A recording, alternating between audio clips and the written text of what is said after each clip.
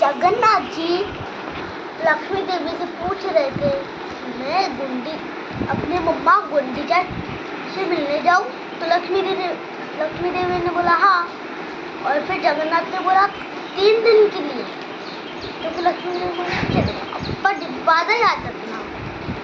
फिर वो चले गए जगन्नाथ अपने भाई बलदेव और अपनी बहन सुभद्रा के साथ। फिर अभी 8 दिन हो गए, फिर कृष्ण जी नहीं आए। फिर लक्ष्मी देवी को गुस्सा आया, अरे अब तो बहुत हो गई, अब मैं उनकी जाके खबर लूंगी। फिर उनने अपने सिपाहियों को बोला, जाओ मेरे लिए एक रथ बनाओ। तो उनके लिए रथ बनाए और उन ढोल बाजा लेके खींच के गुंडिया टेम्पल पहुंच गए।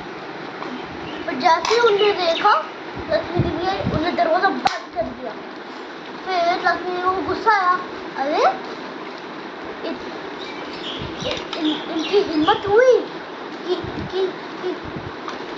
कृष्ण जी की पत्नी को मार रखा है इतनी धूप में। तो उन्होंने बोला कि जगन्नाथ के रथ को तोड़ दो।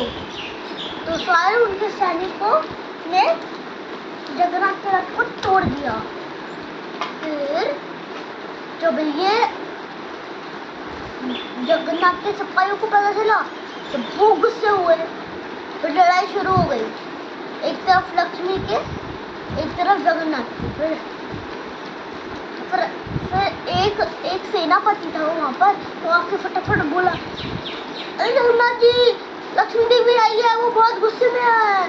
तो उन्होंने बोला, अरे नहीं, उनको याद है, अरे मैं तो 3 दिन का बदल लेके गया था, अब तो 8वां दिन है। फिर फटाफट क्या करे। तो फिर उनको आइडिया आया, हाँ मैं उनको थोड़ा शांत करने के लिए बाहर जाता हूँ। तो वो बाहर गए और बोले, बैठोगे, सॉरी मेरे से गलती हो गई। फिर लक्ष्मी देवी ने उनको माफ किया। फिर वापस जगन्नाथ का बनाया रथ फिर से ले आए।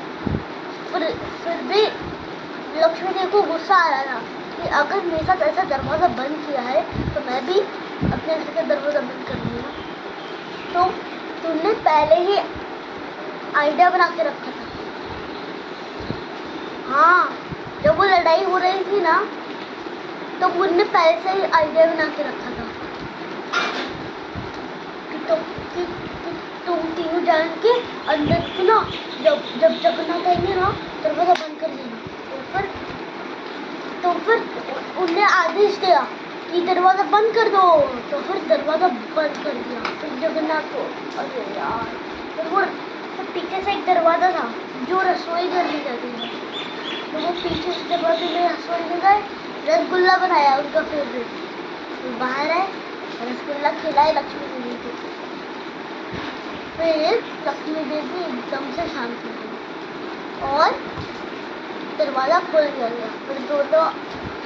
फिर उन्होंने जगन्नाथ यात्रा बनाया। कहानी खत्म।